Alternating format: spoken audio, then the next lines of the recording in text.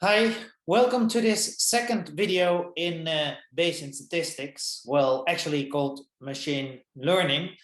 And what we're going to do today is that we're going to look at an introduction to supervised learning. What we have done so far is that we have been talking already about machine learning, but we have essentially done that from the perspective of the econometrician. And today what I'm going to do is that I'm going to, well, look at an introduction from the perspective of the machine learner. Well, because of the fact that this is called introduction, you might get the idea that today is going to be very simple. It's just an introduction. But actually the contrary is going to be correct because of the fact that today might be the hardest part of this lecture series. And the reason behind that is because of the fact that I'm going to, well, start here a little bit, or maybe at least a little bit different from what is very common in courses in machine learning. Usually what people usually do is that they are going to immediately jump towards the algorithms, to the applications with respect to machine learning. And that in the end implies that machine learning, a course in machine learning can be seen as nothing else as a full list of different kind of algorithms.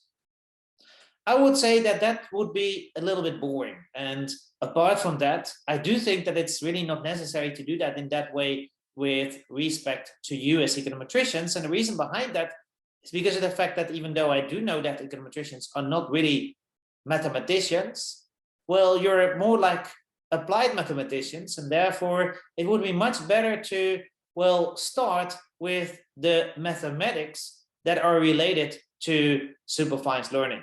That is to say that today we're essentially going to look not really at an introduction, but instead we are going to look here at the principles behind supervised learning. What is the idea? What is the goal behind supervised learning? And then I hope that you're going to get a little bit more of an idea why we are going to use particular kind of applications, why we are going to use particular kind of algorithms. So that is essentially what we are going to do today. For that, we are going to start with a very important question, and that is, what is the goal with respect to supervised learning? In order to do that, the first thing that I need to do is that I have to look, in fact, at, well, some notation with respect to supervised learning. And we're also going to introduce a little bit of language because of the fact that strange thing with respect to machine learning sometimes is that even though a lot of things are exactly the same as in traditional statistics, econometrics, we are going to see that the language is sometimes a little bit different. We're going to start very simple. We're going to suppose that we have a particular kind of outcome variable that I denote here by y.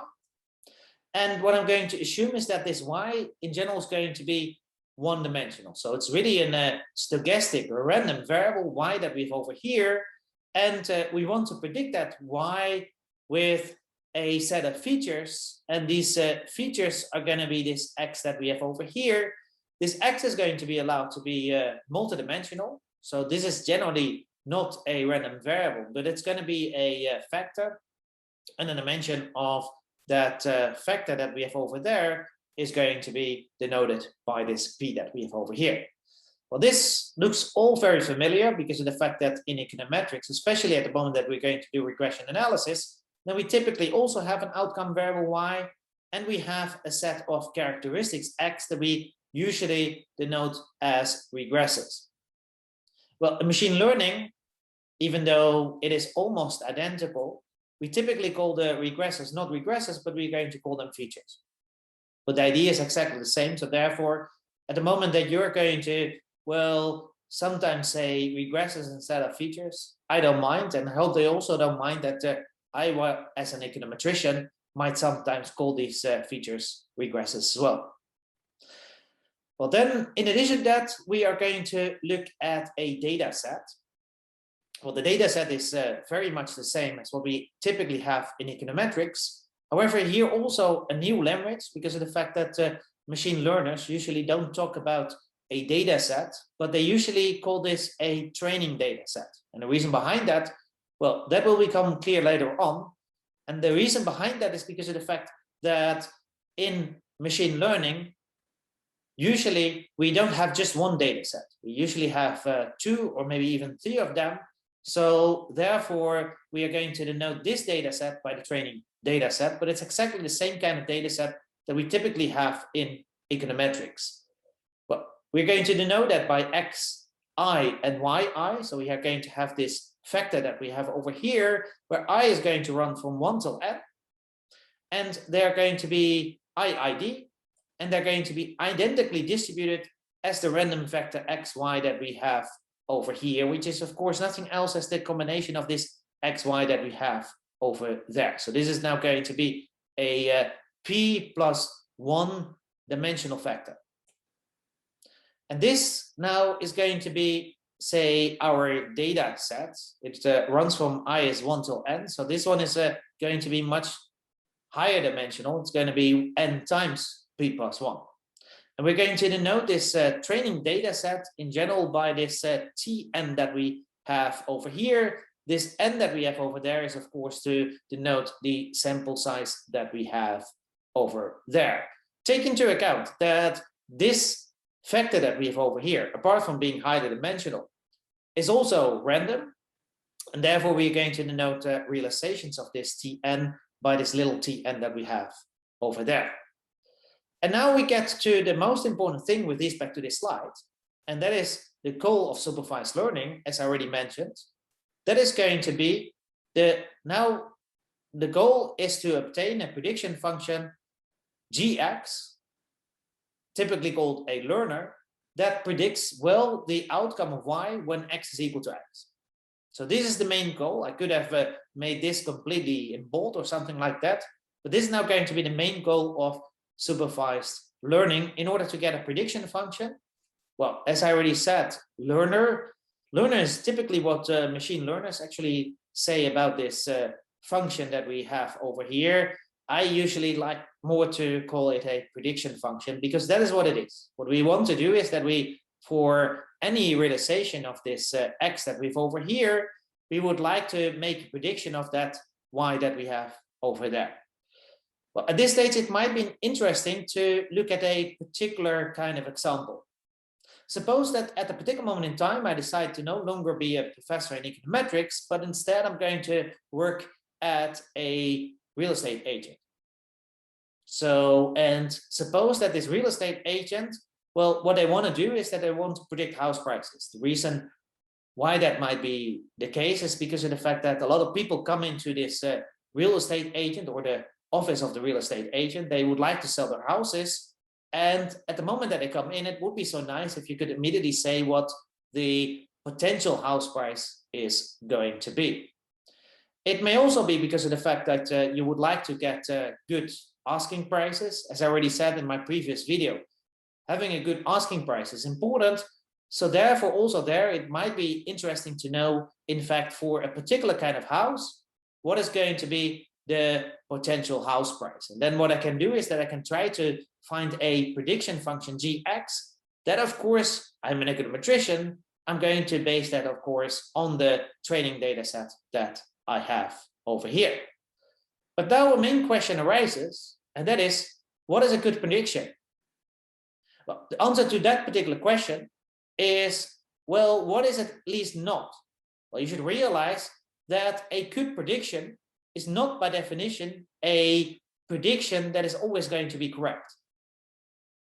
The reason behind that is because of the fact that you should realize that depends, of course, a little bit on the situation, but you should realize that having a, say, perfect prediction is going to be impossible.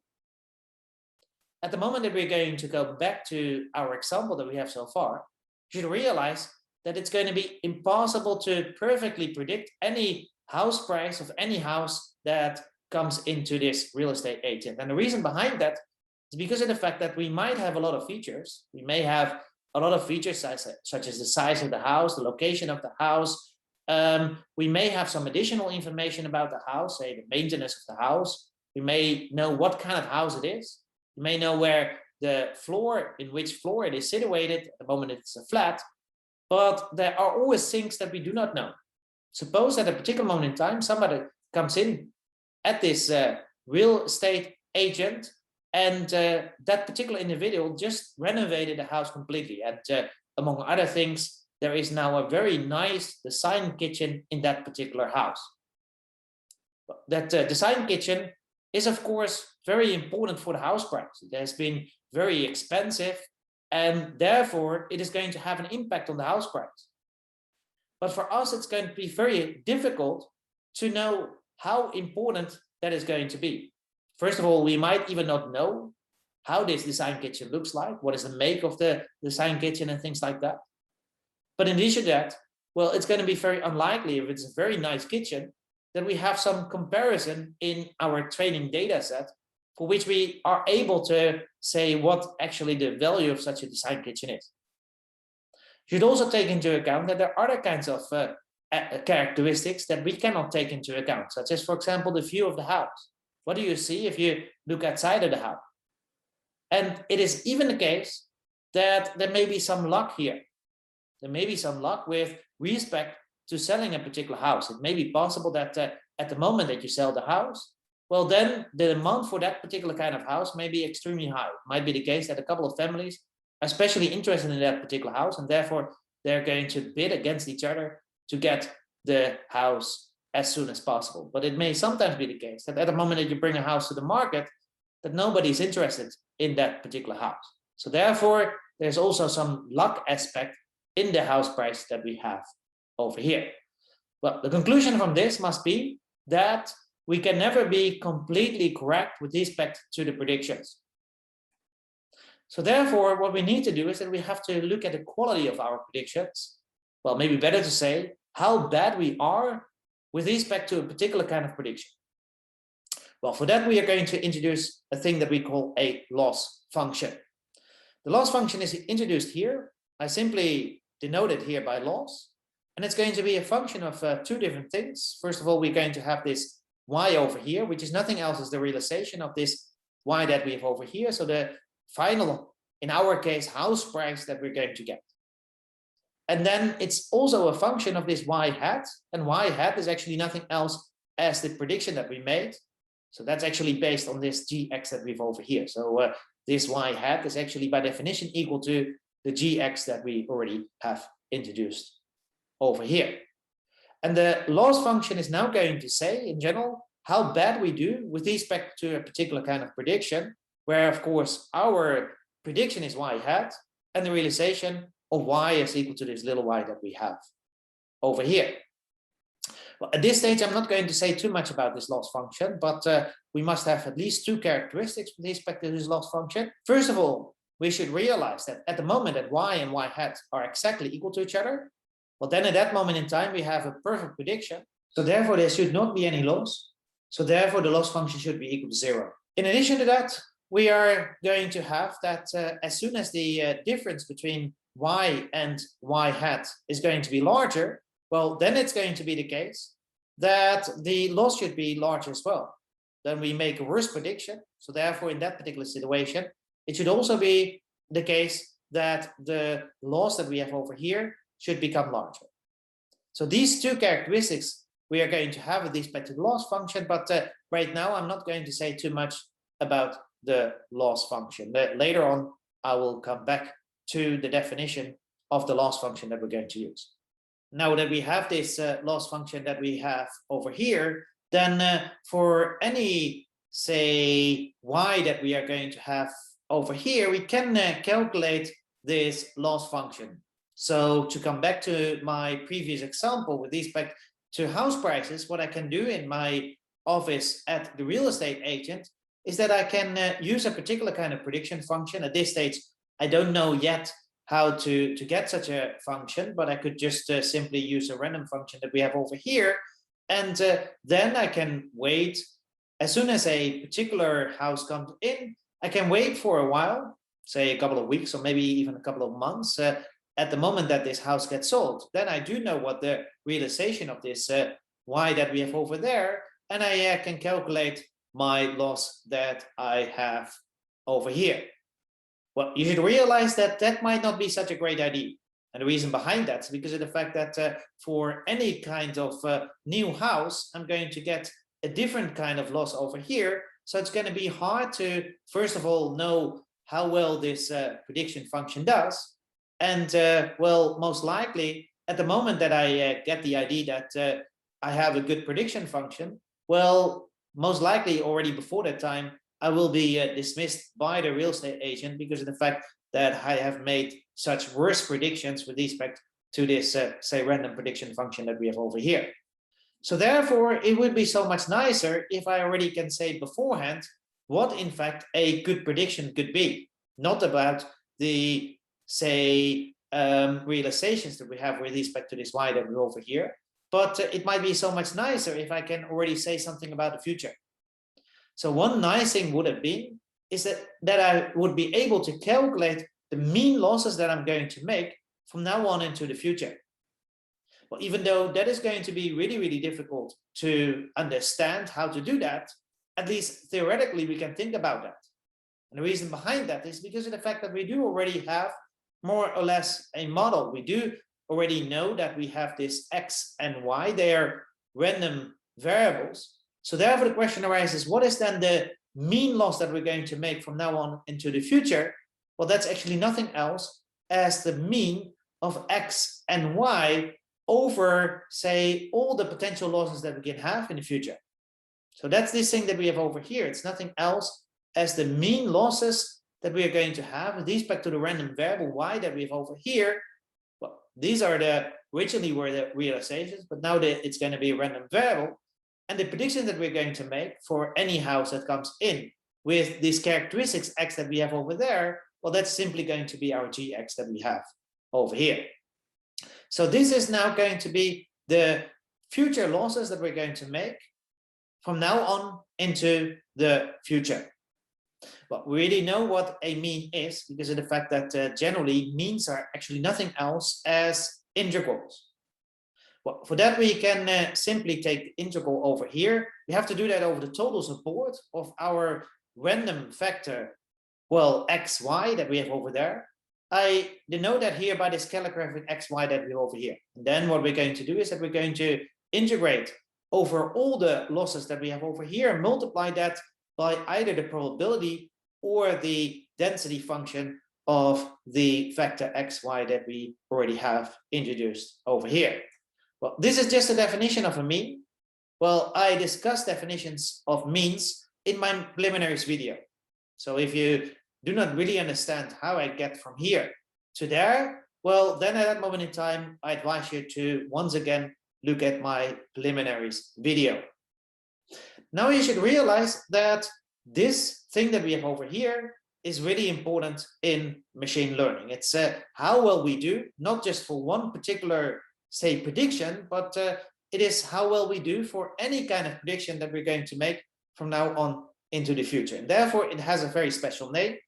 It is usually called the risk, or in this particular case, because of the fact that we can only think of this, you could say, in a theoretical way. This is typically called the theoretical risk. And we will look at other kinds of risk in the future, but now this is the only risk that we have. So we could call this the risk or risk function, or we could call this the theoretical risk. Well, what we can say is that this actually is a function. It's a function of the prediction function that we have over here.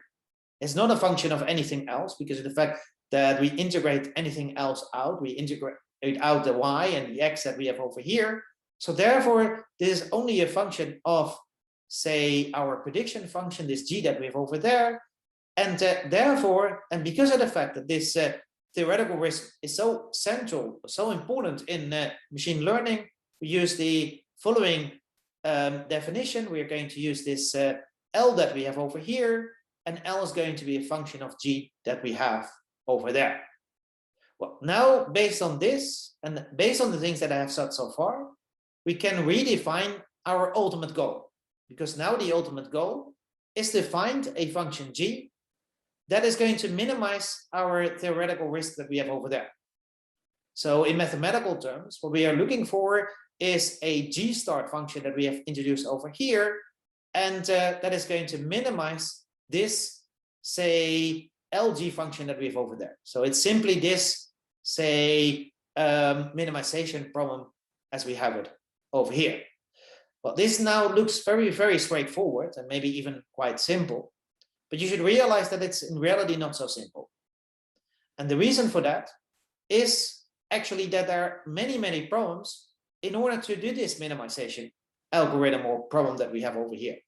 That's first of all related to the function L that we have over here. Even though I was able to write down this integral, we should realize that in practical situations, we are not able to calculate this integral that we have here at the right-hand side. That's for two reasons. The first reason is not such an important reason, but that's first of all that we do not know this loss function that we have over here. I haven't said yet what the loss function is, but that's still a thing that is doable. We can later on introduce loss functions, and then we can calculate these loss functions that we have over here. But there is a much more difficult problem, and that is related to this density or distribution function that we have over here. We should realize that this is the distribution function of the data. And even though we do talk a lot about the data distribution in statistics, we should realize that in statistics, typically we do not assume that we know this data distribution that we have over here. In practical situations, we typically assume that we do not know how the data distribution looks like. Well, and that means, of course, that we will not be able to calculate this thing that we have here at the right-hand side. Well, I will also come back to that, but at this stage, I would like to focus on something else. And that is that what you should realize is that this function that we have over here, this risk function that we have over here, is actually not a standard function that you know of from calculus. And the reason behind that is because of the fact that if we go back to our calculus classes in the first year, well, then functions were typically functions of variables. What you typically did was that you started with functions of just one variable. Well, that is something that you already had at high school. And then there were introduced functions of more than one variable, maybe 2 or 3, or maybe any kind of number of variables. But you should realize that functions in calculus usually are functions of variables. But that's not what we have over here. What we have over here is that this risk function is actually a function of another function. This g function that we have over here is actually a function. And that means that at the moment that we're going to minimize here, we should also do that with respect to this function g that we have over there. And that makes this a little bit difficult. And the reason behind that is because of the fact that we haven't said anything about this function that we have over here. What is this function that we have over here, this prediction function that we have over here? Well, at least we can say something, and that is that it is going to be a, say, function from Rp to R. Because what we are going to do is that we have P different features, and therefore we are going to have a function from R to the power P to R because of the fact that our predictions, well, remember that Y was one-dimensional. Our predictions, of course, are going to be one-dimensional as well. But you should realize that there are many, many different functions from R to P to R. These could be the continuous functions. They could be the non-continuous functions. We could think of differentiable functions, non-differentiable functions. There are many, many different functions that are from Rp to R. So therefore, what we usually like to do in order to make this minimization feasible, one thing that we would like to do is that we would like to, well, restrict ourselves to what we typically call a, well, so-called function space. We would like to, well, restrict ourselves to only particular kind of functions. For example, we could limit ourselves to the so-called linear functions. Then what we're going to do is that for any function that we're going to take into account, we're going to be able to write our function gx as x transpose. Remember that x was actually a vector, so we can take the transpose of it, and then we are going to multiply that by this column vector that we have over here. That's actually quite nice because of the fact that then you should realize that any function that we have over here at the left-hand side is completely characterized by this column vector that we have over here. That means that even though still this column vector could be highly dimensional and, well, in principle, the coefficients of these column vector could in fact go from minus infinity to plus infinity. Now we actually, if we're going to take the minimum with respect to those functions that we have over here, we are going to do that only with respect to this highly dimensional beta that we have over there. We're no longer going to do it with respect to functions, but just with respect to these coefficients that we have over here. Well, now you should realize that what we want to do in general is that in order to make this minimization problem feasible, is that we in general are going to restrict ourselves to some kind of function space. I'm going to denote that function space by this calligraphic G that we have over here. It doesn't have to be this set of linear functions that we have over here. We can be much more general, even in the case that we're going to limit ourselves to, say, a particular function space. Then we could still have a very general function space. So it's, as this example that we have over here, we could limit ourselves to the real valued, differentiable, and finite functions. Well, you should realize that, of course, not all the functions that we have in mathematics are real valued, differentiable, and finite, but still you should take into account that there are, of course, many, many different functions that are differentiable and finite. Well, as I already said, what we typically do is that we're going to restrict ourselves to a certain function space that we have introduced over here. But that means, of course, that our minimization problem is going to be a little bit different. What we actually, well, theoretically like to do is this thing that we have here at the right-hand side. We would like to find a G star that is going to minimize the theoretical risk that we have over there. But that is going to be infeasible. And that's simply infeasible because of the fact that then we have to look at too many different functions. So therefore, as I already said, what we typically do is that we're not going to, well, look at all the potential functions in mathematics from Rp to R, but we're going to restrict ourselves to a particular function space. So that means actually that what we're going to do is that we're going to, well, solve this minimization problem that we have over here. And because of the fact that we should realize that, well, in general, this G star doesn't have to be in that function space that we have over there. We have no idea how this G star looks like. So therefore, we do not know whether it belongs to our, say, restricted function space that we have over there. That means, of course, that we can expect that in general, this thing that we have here at the right-hand side will not be exactly the same as this thing that we have here at the left-hand side. And that means in general that we can expect that this function that we are going to get over here, the outcome that we're going to get over here, will be different from the G star that we have over there. So therefore, in order to be complete, or maybe better to say to be exact, what I'm going to do is that I'm going to denote that by G substrate G that we have over here, which could be different, of course, from the G star that we have over there. Not really necessary because of the fact that, of course, G star could be a part of this, say, subset that we have over there, but it's generally not true. Well, it's even the case that we can say that if the minimum is going to be unique, and if G star doesn't belong to our, say, subspace that we have over here, well, then it is even the case that our risk function evaluated in the, say, solution of this minimization problem that we have over here is generally going to be larger than the risk at the moment that you evaluate it in the theoretically optimal function G star that we have over here. That means that what we're going to get is simply worse predictions. Because of the fact that we are going to restrict ourselves to a particular function space, we will actually get worse predictions because of the fact that we will get a higher theoretical risk in the end than the theoretical risk that we would have obtained in the case that we would have had the optimal G star that we have over there. Well, that's a little bit unfortunate because of the fact that we would like to get the best potential predictions, but that's how life is. As long as we do not exactly know how this G star looks like, well, what we need to do is that we have to restrict ourselves to some kind of, say, function space, and we have no idea whether the true G star that we have over here could be a part of that function space that we have over there. Well, this becomes, of course, very theoretical. So therefore, it might be at this stage nice to look at a particular kind of example. Let's suppose now that P is equal to 1, and suppose that our G star that we're looking for equals Well, g star x is equal to 2 minus a half x squared plus cx plus the sinus of 4x.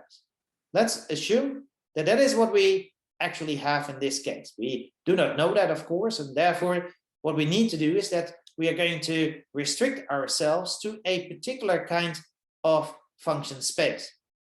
Well, let's restrict ourselves in this case to the set of polynomial functions up to the order 4. What does that mean? Well, that means that we are only going to consider those functions gx that can be written in this form that we have over here. Namely, they should be written as alpha 0 plus alpha 1x plus alpha 2x squared plus alpha 3x to the power 3 plus alpha 4 times x to the power 4. And what we are able to do is to choose ourselves the alpha 0, alpha 1, alpha 2, alpha 3, and alpha 4. You should realize that all these values can be anything. So therefore, we can generate many, many different functions by this, say, function space that we have over here. But one thing is immediately clear, and that is that our optimal G star that we have introduced at the previous slide, so this one that we have over here, is not a, say, element of the function space that we have over here. And the reason behind that is that even though it should be possible to find combinations of alpha 0, alpha 1, alpha 2, alpha 3, and alpha 4 in such a way that in some cases, G star x and G x that we have over there are going to be exactly equal to each other, it is not possible in this case to do that for any kind of x. We should realize that we have to do it for any kind of x, in this case, in the real line. And that's not possible. It's not possible to find a combination of alpha 0, alpha 1, alpha 2, alpha 3, and alpha 4 for the whole function that we have over here, in such a way that that particular function is exactly the same as G star for any value. And the reason for that is, of course, this sinus that we have over here. So therefore, we can be for sure that at the moment that in this case, we're going to minimize with respect to the left-hand side of over here, that minimum in general, of course, is going to be, well, resulting in, well, inferior predictions as what we would have done or as we would have obtained at the moment that we would have used this thing that we have over here. We cannot do anything about that because of the fact that we do not know what the real function is. But I'm going to come back to that later on. Now, at this stage, what I would like to do is that I would like to say a little bit more about the loss function. So far, I have been talking a couple of times about the loss function, but I haven't said yet which loss function we should use. Well, essentially what we can say is that the choice of the loss function depends on the nature of the outcome variable. In the case that the outcome variable is going to be continuous, then in that particular situation, it is usually the best to use the so-called quadratic loss function. That means that our loss function is not going to be nothing else as y minus y hat squared. Well, because of the fact that we typically say that if we are going to look at a squared distance, then we are going to look at the so-called L2 norm. This is usually also called the L2 norm loss function. Well, the nice thing with respect to this loss function is, first of all, of course, that it actually does have the two characteristics that I talked about before. I said already that at the moment that y and y hat are equal to each other, then this loss function should be equal to 0. That's indeed the case. And in addition to that, we even see that if the difference between y and y hat is going to be larger, then this loss function over here is also going to be larger. So that means that the two characteristics are going to be correct. We even see that, well, because of this square that we have over here, it becomes larger quite quickly. And that's actually quite fortunate. The reason behind that can be again explained by looking at the example that I had with respect to house prices. Suppose that I'm at a particular moment in time, I am at the office of the real estate agent. And suppose that at a particular moment in time, the, say, real estate agent comes in and he is a little bit upset. Or he might be even quite upset. And the reason behind that is because of the fact that he tells me that I have made the wrong prediction. I have made for a particular house a prediction equal to 250,000 euros, And he comes in and says like, well, I just sold the house not for 250,000 euros, but it was 250,000 euros and 10 euros. Well, then at that moment in time, I have to explain this, real estate agent. I have to explain him like, well, this is not how predictions work. I cannot make a perfect prediction all the time. So therefore, I have the idea that only this 10 euros difference on such a huge amount of money is not such a big difference at all. However, it may also be the case that this real estate agent comes into my office, and again, he's going to be really upset because of the fact that the, say, real house price was not equal to 250,000 euros, as I had predicted, but it was 1.5 million euros. Well, at that moment in time, I have to agree with the real estate agent that that wasn't that great at all. And you should realize that then I should be punished for that, or at least it should be taken into account into my loss function. And that's indeed the case, because at the moment that I'm going to square this difference, well, then big losses are going to have a much bigger weight than small losses. Well, this is going to be a very good loss function at the moment that, as I already said, the outcome variable is going to be continuous. I'm going to say much more about this loss function in a couple of minutes. But before I'm going to do that, I would also like to look at two other loss functions. That's first of all the 1-0 loss function. That's a loss function that is going to be very, very valuable at the moment that the outcome variable is going to be discrete. If the outcome variable is going to be discrete, then we can maybe still use this one that we have over here, but it's not the most appropriate one then anymore. Then it would be better to use this, say, relationship that we have over here, and then that is going to be an indicator function. This one that we have over here is an indicator function that indicates for the situation in which y and y hat are not equal to each other. So that means that this thing that we have over here is only going to be equal to 1 in the case that we make a wrong prediction. And it's going to be 0 otherwise. If we make a good prediction, then it's going to be equal to 0. Well, in order to understand this function, let's go back to the example that I had before with respect to Facebook. Remember that at Facebook, what Facebook usually does is that for particular pictures, it is going to, well, predict whether there is a face in that particular picture or not. Well, then we have 4 different situations, potentially. First of all, it could be the case that I'm going to predict, or at least my algorithm is going to predict, that there is a face in the picture, and indeed there is a face in the picture. That's a good prediction. There's also the possibility that I predict that there's no face in the picture. At least my algorithm is going to do that. And indeed, there is no face in that particular picture. Also, that is going to be a good prediction. So that means that I should not have a loss. So then the loss function that we have over here for those 2 cases is equal to 0. However, there are still 2 other cases. First of all, it's possible that I predict that there is a face in the picture, and in reality there's not. And there is the possibility that the other way around, that I do not predict that there is a face in the picture, but in reality there is a face in the picture. These 2 last ones that we have over here, they are of course wrong predictions. So that means that in that particular situation I should have a loss, and the losses are then equal to this one that we have over here. Now you should realize that that means, of course, nothing else that we're going to count the number of, say, wrong predictions that we're going to have with respect to this particular loss function. Well, in many cases that works pretty fine, especially in the Facebook example. I would say that that would work pretty fine. But you should realize that even in a discrete case, we might sometimes want to consider another kind of loss function. And that can be explained by looking at another example. Suppose now that we're going to look at health screening. Suppose that what we're going to do is that we're going to screen individuals on the possibility of getting a heart attack. So what we have is, say, a set of patients, and we're going to predict for these set of patients whether they're going to get a heart attack, say, in the next, for example, 10 years. Well, then again, we have 4 potential outcomes, of course. First of all, it could be the case that this particular individual is going to get a heart attack, and I do predict that that particular individual has a heart attack. Well, that's not so nice for the individual, but it's at least good for our algorithm. then it's also possible that we have an individual that doesn't get a heart attack. And I also predict that there is no heart attack. And then we're going to get, again, the, say, wrong cases, or at least wrong with respect to an algorithm.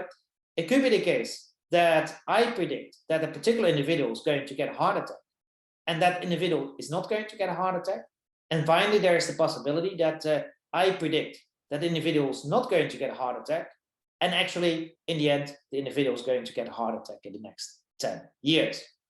You should realize that these two last ones, these are the wrong ones, of course, but you should also realize that the, say, first error that I made might be much less problematic than the last error that I made. And the reason behind that is because of the fact that you can ask yourself the question, why do we do, say, screening for heart attacks? Well, the reason behind that is, of course, because of the fact that, after all, you can do something about it.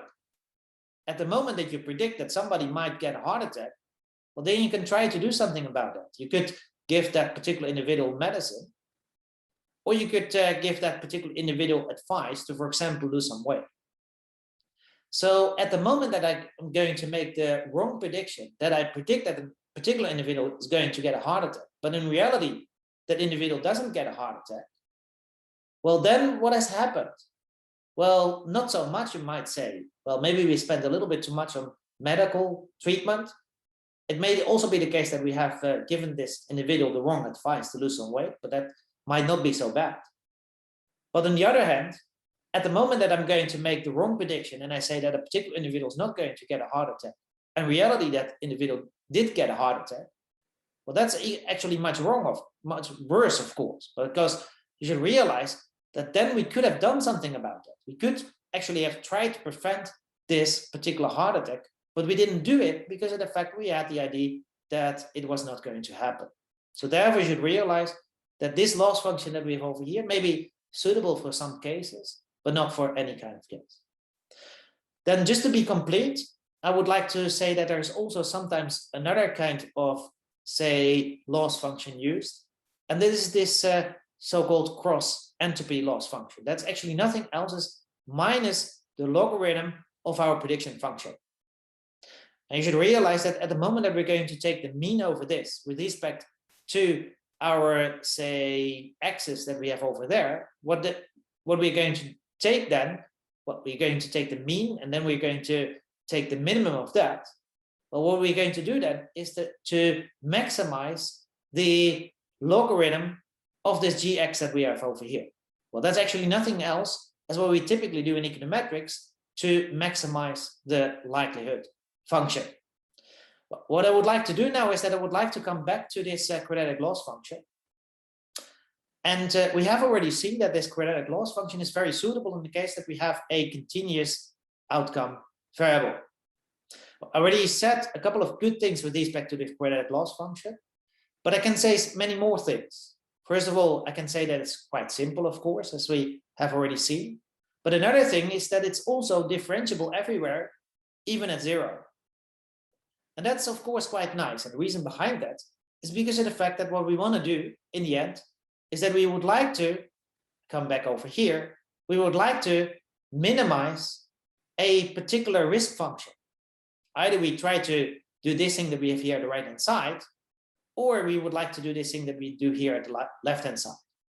But what you should realize is that we always are going to minimize something. And we do know that if we would like to minimize a function, then it's going to be so much easier to minimize that function at the moment that that function is going to be differentiable. So therefore, you should realize that given the fact that the loss function is actually in the risk function, now I get back even to this slide that we have over here, but here we do see that the risk function is actually a function of this loss function that we have over here. Well, because of the fact that the loss function is in the risk function, it's better that it's going to be differentiable. And that is what we see with respect to the quadratic loss function. It is everywhere differentiable. But I can say even some additional thing about this quadratic loss function. And that is that at the moment that we're going to use the quadratic loss function, then you can show that's always the case that g star x is going to be equal to the mean of y conditional on x equal to x. Well, that is actually very, very great. And the reason why that's so great is because of the fact that, well, on this slide, I have said quite a lot about the fact that this thing that we do here at the right-hand side is infeasible. It's infeasible for many, many reasons. And now what I actually claim is that at the moment that we're going to use this quadratic loss function, then we don't have to do this infeasible thing that we have here on the right-hand side. Instead, the only thing that we have to do is that we already know what this G star is going to be. And that is nothing else as the mean of y conditional on x equal to x. So now we have already solved, in fact, the whole, say, minimization problem, the whole infeasible minimization problem, as we have seen it before. Well, this looks fantastic. It actually is fantastic, but I'm going to say a bit more about that in a couple of minutes. But before I'm going to do that, I would like to give a proof of this thing that we have over here. For that, I first of all have to introduce this hx function that we have over here, which is nothing else as the right-hand side that we have over there. So the mean of y conditional on x equal to x. Well, now we should realize that this is, of course, just a function of x. And the reason behind that is because of the fact that both this y as well as this x on which we condition, well, these are going to be integrated out. So therefore, the only thing that this mean depends upon is this little x that we have over there. Now, the next thing that we can do is that we can now look at our risk function, LG, and take into account that if we are going to look at the quadratic loss function, then we can write this LG simply as this thing that we have here at the right-hand side. Well, then we can rewrite this a little bit because of the fact that the first thing that I can do is that I can, well, subtract and add within these parentheses this function hx that we have over here. That's always allowed, of course, because everybody sees that if we are going to have this and we have exactly the same functions here, then these things are going to cancel, or whatever this hx is going to be, and we get back to this, well, first line that we have over there. So this is always allowed, but this brings me to the next step, and that is that we can see here that this thing that we have over here is actually nothing else as what we could call a quadratic form. It's a quadratic form of, you could say, two different terms. First of all, we have these two terms together as being the first term, and then we have these two terms together as being the second term. And we know already from high school that in order to solve this, well, then what we're going to get is this term squared plus that term squared plus 2 times this term multiplied by that term. So therefore, we're going to get all these terms now over here. Well, let me now first focus on the last term that we have over here. What we should realize is that because of the fact that we take squares over here, well, for any x that we have over here, this thing is going to be positive, or at least it's going to be, well, 0 or positive. So we should realize that this is going to be larger or equal to 0. But then if we're going to take the mean over it, then that mean, of course, should also be larger or equal to 0. That means, of course, nothing else is that these 3 terms together are going to be larger or equal to these 2 terms that we have over here together. So therefore, if I delete this term over here, then I get something which is going to be smaller, of course. So that means that in the end, the theoretical risk is going to be larger or equal to these 2 terms that we have over here. So therefore, we can write it like that. Now let's focus on this term that we have over here. This is actually nothing else as a mean, so therefore I can write it as an integral, as we have already seen before. So we're going to now have an integral. We integrate over, again, the joint support of x and y that I denote here by the scalar graph of x, y. We're going to then integrate over, well, the thing that we already had over there. So this function that we have over here, but now the running variables are going to be little y and little x. And then we have to multiply that by either the density or the probability function of x and y that we have over here. So this is just a definition. But now we can use another trick. And that is that we can now realize that we can now condition on a particular random variable. In this case, I'm going to do that with respect to the axis. That means as I have explained in my preliminary video, that we are going to first of all have an integral over the x-axis, and then we're going to have an integral of y conditional on the x-axis, as I have written down over here. So we have here first an integral over the x-axis, and then we have in this integral, we have another integral of y conditional on x. So we're going to get this thing that we have over here. And now at the moment that we're going to look at this inner integral, then we are going to see that this part that we have over here doesn't depend on y. And we should realize that this inner integral is only over y. The running variable here is y and not x. So that means that we can always take this part out of the integral. Well, we cannot place it all over here, but we can at least place it over there. That's the next step that we're going to get. Then we can rewrite this integral a little bit. This is an integral over a difference. That's a difference of integrals. So therefore we can simply write it like these two integrals that we now have over here. This integral that we have over here minus that integral that we have over there. And then the next step that I can do is that I can take this hx out of this integral that we have over here, because of the fact that, again, this is only an integral over y and not over x. So therefore we now get this thing over here. And this is actually quite nice. And the reason why this is so nice is because of the fact that we should realize now that we now actually have, say, two different well-known integrals. This first integral that we have over here should be recognized by econometricians as just being the mean of y conditional on x. It's an integral over the total support of this conditional distribution that we have over here, or conditional density, multiplied by y. So this is the mean of y conditional on x. This one is even simpler because of the fact that this is nothing else as the integral with respect to the density function, and that is by definition always equal to 1. That is just based on the axioms of, say, probability theory. This thing that we have over here must be equal to 1 because we integrate over the full density function. So therefore this thing is equal to 1. This is equal to the mean of y conditional on x equal to x. But now we do already know that the mean of y conditional on x equal to x is by definition nothing else as this hx that we have over there. So if we're going to substitute that in, then we immediately see that this difference is equal to 0. That means, of course, that this whole integral that we have over here must be equal to 0. And therefore we can delete it. And now we're actually done.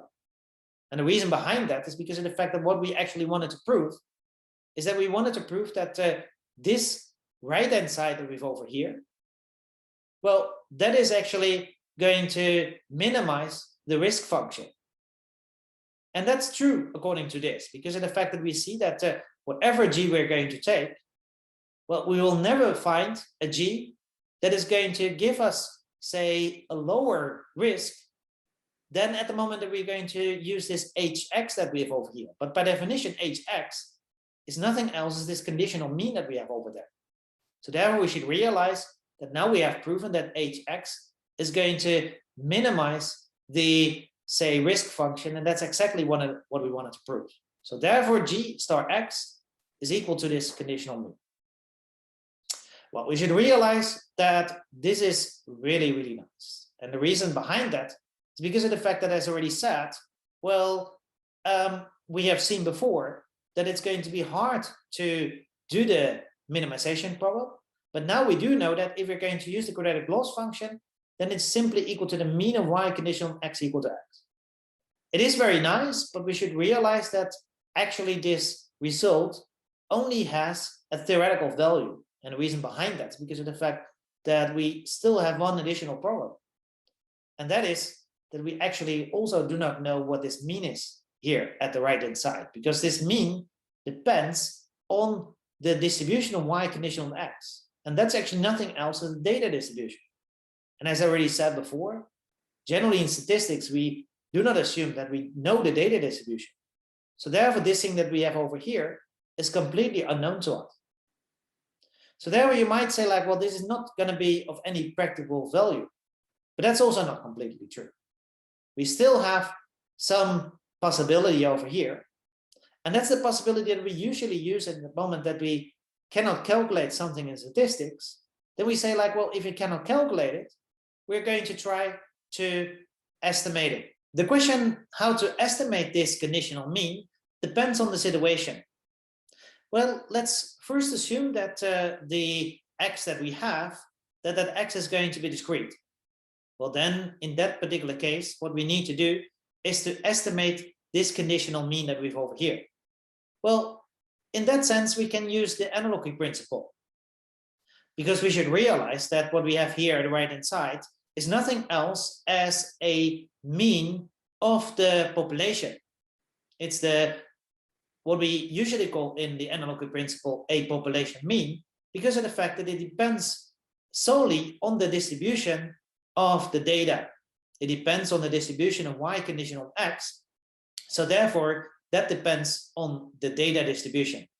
And then the Analogue Principle says that any kind of population mean can be always estimated by its corresponding sample mean. That is in this case not that difficult to understand what it is, because of the fact that if we are going to ask ourselves, what is this thing that we have here at the right hand side? Well, this is actually nothing else as the mean of y among those observations for which x is equal to little x. So let's come back to the example that we had before with respect to house prices. At the moment that we're going to, for example, predict the house prices of one-bedroom flats, well, one-bedroom flats is a discrete characteristics, so therefore we can think of the mean house price among one-bedroom flats. Well, what can we do in that particular case? Well, we do not know what that thing is here at the right-hand side, but at the moment that we do have a data set, then what we can do is that we can simply take the average of the house prices among those houses that are in fact one-bedroom flats. And that is actually nothing else as using here the Analogue Principle, because what the Analogue Principle says is that we do not know, of course, the mean among those houses that are one-bedroom flats, but we can try to estimate it among the, say, average of the thing that we have in our sample. Well, that's really simple, I would say. Writing this down in mathematical terms is a little bit more difficult. What is the average of, say, yi that we have over here among the xi's which are equal to x? Well, that is nothing else is that what we need to do is that we have to take the sum over the yi's over those x's that are equal to x, or those observations for which xi is equal to x. Well, that's nothing else as what we do here in the numerator. What we do here is that we actually sum over all the observations with respect to yi, but we multiply that by this indicator function, which is only equal to 1 in the case that xi is equal to x. And then what we have here in the denominator is nothing else as the number of observations that we have in our total sample for which xi is equal to x. So what we do is that we add up all the, say, y's for which xi is equal to x, and we divide by the number of, say, observations for which xi is equal to x. And that's exactly the same as what we did with respect to our house price example. We add over all the house prices that are one-bedroom flat, and then we divide by the number of houses which are in fact a one-bedroom flat. Well, the Analogue Principle now says that because of the fact that this is the sample average of that population mean that we have over here, that this thing that we have here at the right-hand side is going to be a consistent estimator of that thing that we have there at the right-hand side. In this case, we can say even a little bit more. We can even show that this is going to be an unbiased estimator of that thing that we have here at the right-hand side. So that means that for any x that we have over here, this thing that we have here at the right-hand side is going to be a really great estimator of that thing that we have there at the right-hand side. And that is by definition equal to the thing that we were looking for, g star x. So there we can use the following notation. We could use g hat x over here as being an unbiased and, say, consistent estimator of that thing that we have over there. So that works very good in order to make predictions in the case that x is going to be discrete. However, unfortunately, this doesn't work at the moment that we're going to look at the situation in which x is going to be continuous. The reason behind that is that by definition of a continuously distributed random variable, that it is going to be impossible that we will ever find in our sample an xi which is exactly equal to this little x that we have over here. That's impossible. And therefore, at the moment that we're going to use this estimator that we have over here, both the numerator as well as the denominator will be equal to 0.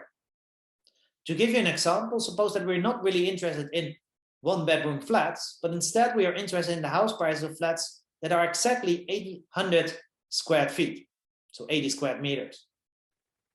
Well, then you should realize that even though there are, of course, houses in between 790 square feet and 810 square feet, a house which is exactly 800 square feet doesn't exist in reality. We can, of course, think about the house price of a house which is exactly 800 square feet, but in reality, they don't exist. It's always the case that if you're going to measure a particular house, then, well, it's always a little bit more than 800 or a little bit less. So therefore the question arises, what could we do in this particular case? Well, for all the continuous cases, what we could do is that we can, of course, not make xi exactly equal to x in our sample, but what we could do is that we could select those x's for which the difference between xi and x, this is for distance as we have over here, is going to be smaller than some delta nx that we have over here. So therefore, instead of summing over all the yi's for which xi and x are exactly equal to each other, what we could do is that we could sum over all the yi's for which xi is almost x. For some delta and x that we have over here, where delta and x could be small, but it should be larger than 0.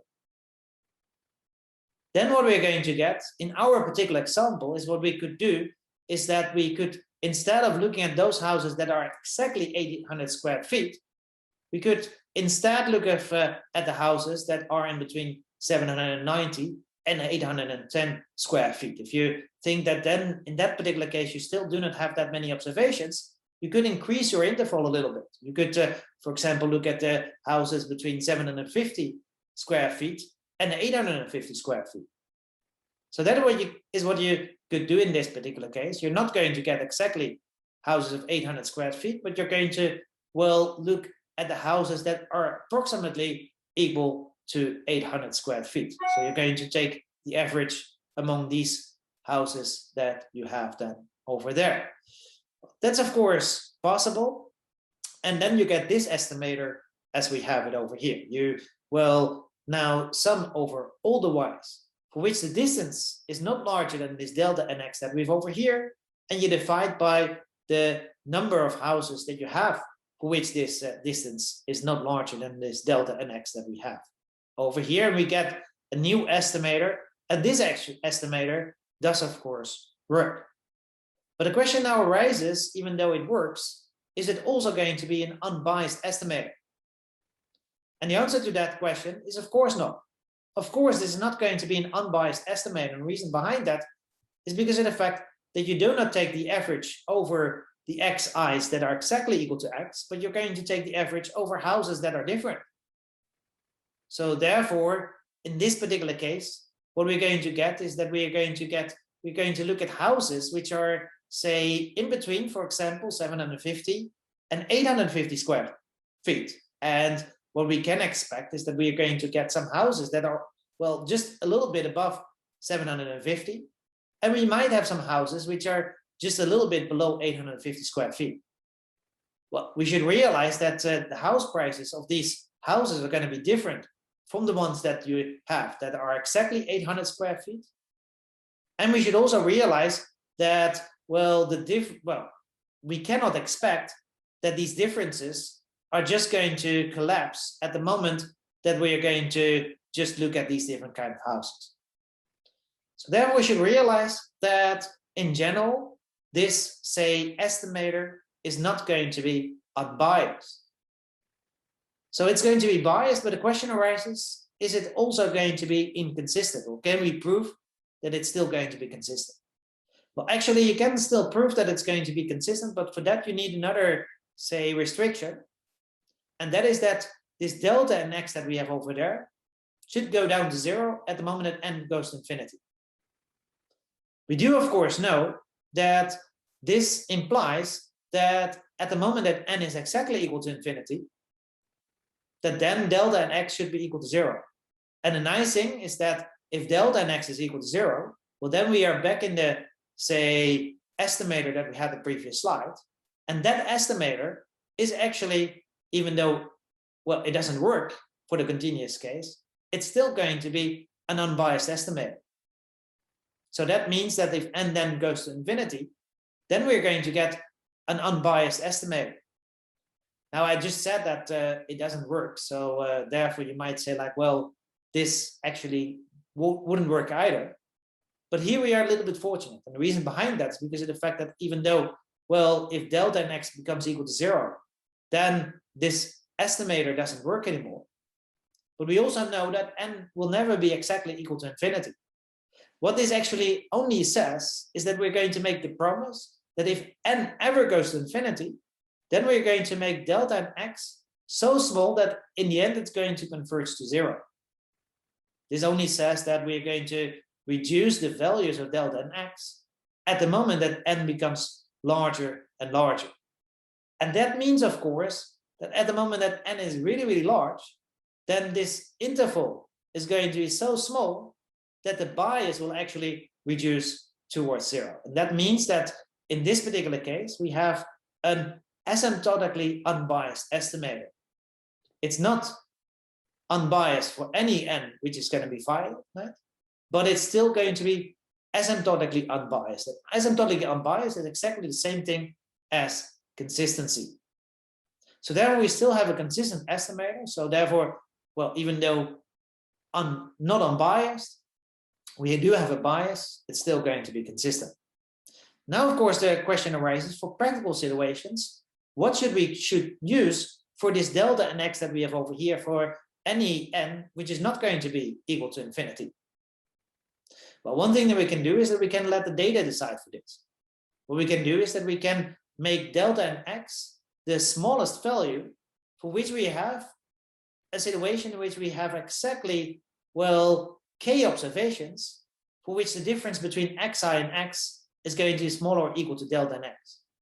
That means actually nothing else is that what we're going to do is that we're going to take the average over the observations that we have over here of those k observations that are nearest to this x that we have over here. Well, then we get a very special estimator because of the fact that that is nothing else as a very famous k nearest neighbor estimator. Maybe you have heard about this estimator before. But this is a very famous estimator in machine learning. That means nothing else is that we're going to take the k observations that are closest to this x that we have over here, and we simply take the average. Well, this is a very interesting estimator. We will be coming back to this estimator a couple of times later, but it's not the only estimator we could have used in this particular case. We could also have looked at the so-called linear regression model. For that, we get a very well-known relationships. Yi is equal to xi beta plus ui. If we're going to make the additional assumption that u and x are going to be uncorrelated with each other, well, then it's not that difficult to see that based on this relationship that we have over here, that then the mean of y conditional on x equal to x must be equal to x times beta. Well, that is very nice because of the fact that that means that at the moment that I get a, say, consistent and unbiased estimator of this beta that we have over here, well, then the only thing that I need to do in order to get a consistent and unbiased estimator of this mean of y conditional x equal to x, so in fact an unbiased estimator of g star x, is that I simply have to multiply x by this unbiased and consistent estimator of beta. And we do already have a candidate for that. We already know that ordinary squares, in this particular case, will be able to estimate the beta coefficient here, both unbiased and consistently. So therefore, also ordinary squares could be used in this particular case. Okay, I would like to go on with a very important topic. Well, all the topics of today are very important, but this is also a very important topic in machine learning. And that is the question how to choose between models in order to introduce this topic, maybe the best thing to do is to go back to the previous slide, where we now have seen that we have two kinds of estimation methods. You could actually say models, maybe better to say, I'm of course an econometrician, so I like to say models, but it's better to say in machine learning that these are algorithms, or in fact nothing else as the estimation of a prediction function. We now have two ways in order to estimate our prediction function. That is, first of all, the k-nearest neighbor estimator, but also we could use a well-known estimator that we know from econometrics, and that is ordinary least squares. Well, we will look at many more estimation methods. We will look at many more algorithms to estimate our prediction function. That is the main thing that we are going to do in the rest of this lecture series.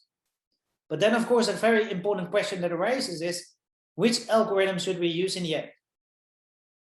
Well, we can even extend this question a little bit, because even in the case that we would choose a particular algorithm, such as, for example, at the moment that we're going to look at k-nearest neighbors, then we should realize that we still have to make a choice with respect to k. I haven't said anything about k yet. Should k be equal to 1? Should it be equal to 2, 3, 4, 5? Or should it be equal to something like 20 or 50? Or maybe even 100? That is a question that we haven't answered yet. And you should realize that that's also a question about our prediction function. It is a question about our estimation method. So we could even realize that within the estimation methods that we already have looked at, we still have sub-models there. And that's even the case at the moment that we're going to look at linear regression. This is a thing that you already know quite well from econometrics. At the moment that we're going to run a regression model, then the question arises, what should we include in our X? For example, at the moment that we again are going to look at our pricing, house pricing example, the question arises, what should we include as characteristics of the house? Should we only include the size in square feet, or should we also include many other characteristics, such as, for example, the maintenance of the house, the number of rooms that we have, the location of the house, and things like that? But even in the case that we're only going to look at the square feet, then we should realize that, well, we could simply only use the size in square feet, but we can also include it as the size in square feet squared, or to the power of 3 or to the power of 4. So therefore, also there we have the problem that we do not exactly know what we should include in the X's. And also these can be seen as different kinds of submodels. So that brings me to this slide, and it is how to choose between the models, or maybe better to say in a machine learning context, how should we actually, which G should we actually choose in any kind of estimation method that we are going to restrict ourselves to? Well, in that sense, we already know that, because that is a thing that I already said, well, more or less at the start of this lecture of today, or this video of today. And that is that what we should do is that we should choose that prediction function that is going to minimize the theoretical risk. So therefore, in a practical situation, suppose that we already have decided that we're going to use the k-nearest neighbor estimator, then what we could do is that we could just, well, estimate our G function for k is equal to 1, 2, 3, 4, 5, 6, 7, up till maybe 100. Depends a bit on how many observations that we have. And then we can choose that particular k for which the risk is going to be lowest. So that seems to be a very, well, easy way to find the best kind of model. But still there is a practical problem over here. And that is that we do not know how this theoretical risk function looks like. And the reason behind that is because of the fact that we do not know anything about the distribution of x and y. So therefore we cannot calculate the thing that we have here at the right-hand side. However, again, we can use more or less the same solution as what we have seen a couple of slides back. At the moment that in statistics, we cannot calculate something, then we can always ask ourselves the question, can we estimate this thing that we have here at the right-hand side? And the answer to that is actually yes. We could actually try to estimate it. And again, what we have here at the right-hand side is a so-called population mean. We do know from the Analogue Principle that the population means can always be estimated by the corresponding sample means. So in our case, that means nothing else is no expectation as we have over here, but we're going to have summation. We're going to sum over all the observations that we have, the n observations that we have, and we divide by the number of observations that is in this case equal to n. So therefore, what we get here at the right-hand side is now going to be a consistent estimator of that thing that we have there at the right-hand side. And that thing, by definition, is the, well, theoretical risk. So therefore, we can introduce the following notation. We are going to have L hat G over here. And this is now going to be an estimator of our theoretical risk. Well, this in machine learning is usually called the training risk. It's called the training risk because of the fact that we actually do not calculate the real risk, the real theoretical risk, but instead we are going to estimate it based on the training sample. But what we do know is that if n goes to infinity, then at that moment in time, this thing that we have here at the right-hand side becomes exactly equal to the theoretical risk that we have over there. But this thing that we have here at the right-hand side is actually not going to be an unbiased estimator. That's the reason. The reason for that is that because of the fact that this loss function is not linear, that means that in general we cannot expect this to be an unbiased estimator. But we can now get an idea. We already know that we cannot base our choice with respect to G on this theoretical loss. The reason behind that was because of the fact that we could not calculate it. But now what we could do is that we could instead use this training risk that we have over here, and we're going to simply estimate, well, the prediction functions that we want to estimate. For example, again, we could look at nearest neighbors for different kinds of case, and then we're going to choose that model for which K, or this training risk, is going to be minimized. Well, that of course sounds like a good idea. However, unfortunately, it's not such a great idea. And the reason behind that, well, I will try to explain that later on with respect to a particular example, but I would like to give you already the intuition right now. The intuition why this is actually not such a great idea to use the training risk to use or to choose the best model is because of the fact that you should realize that this thing that we have here at the right-hand side is, even though a consistent estimator, it's not an unbiased estimator. And that is in this case problematic. In general, that doesn't have to be problematic. But in this case, it's problematic because of the fact that it's especially biased towards those models which are the most flexible. We typically say those models that are the most complex, or in econometrics, you sometimes say those models that have most degrees of freedom. And in order to understand that, what you should realize is that what we have already done is that we already have used the training sample in order to estimate our model. And what all these methods usually do, this method, K nearest neighbors, but also ordinary squares actually does that, and any other kind of method that we later on are going to introduce, they have the tendency to minimize the training risk already with the choice of G that they have. So K nearest neighbors and ordinary squares do exactly that. They try already to, well, minimize the training risk based on the choice of G that we have over here. And that means, of course, that those models that are most flexible, that have the most parameters to estimate, will be able to do that a little bit better than those, say, models that have not so many parameters to estimate. For example, at the moment that we're going to use ordinary squares, that means that the models that have a lot of x's have more opportunities to reduce the, say, training risk that we have over here than a model that doesn't have that many regressors. And the same is actually true for K nearest neighbors. But for K nearest neighbors, the most flexible model is a situation in which K is exactly equal to 1, because of the fact that then you're going to estimate, say, all the, or you're going to predict all the values, well, with respect to the nearest observation that we have in our data. And that implies that these kind of models, which have the most flexibility, will always have the lowest training risk, and these will then always be chosen by our method. But these models are not by definition going to be always the best kind of predictors. In order to explain that a little bit better, the best thing to do is to look at a particular example. And what I'm going to do over here is that I'm going to look at a computer simulation. We as econometricians usually like to do things with respect to computer simulations. That's not because of the fact that we don't have data, but one of the nice things with respect to computer simulations is that you already know what the truth is. Then what we need to do is that we generally have to look at the so-called data generating process.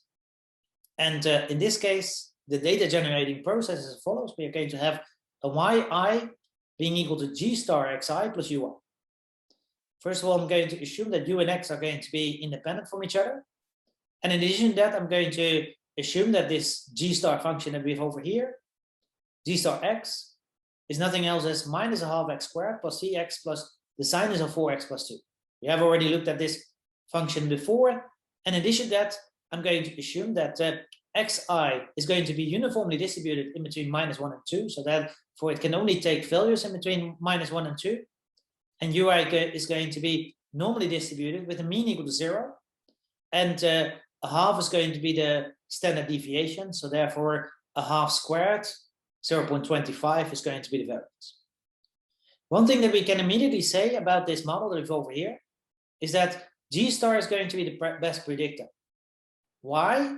Well, we already know that in these kind of models, at least at the moment that we're going to use the squared loss function, then at that moment in time, the mean of y conditional on x is going to be the best predictor. But in this case, due to this assumption that we have over here, the mean of y conditional on x is exactly equal to G star. So exactly equal to this function that we have over here. So therefore, whatever we are going to do, if we would actually have this function over here, then that would always be our best predictor. In that sense, we can look at this, say, thing that we have over here. Here on the x-axis, we have the different values of x. And at the y-axis, we are going to have our, say, either the prediction function or the outcomes with respect to 1. And now what we're going to have is, first of all, we're going to have here this function that we have over here, which is now going to be our best predictor. This is the function g star x, as I have introduced that at the previous slide. You might already have expected such a function as we have over here, because of the fact that we have this sinus here in there, we have these nice sinus waves. So that means that at the moment that we're going to look at a predictor, then this is going to be our best predictor. In addition to that, we have here the data.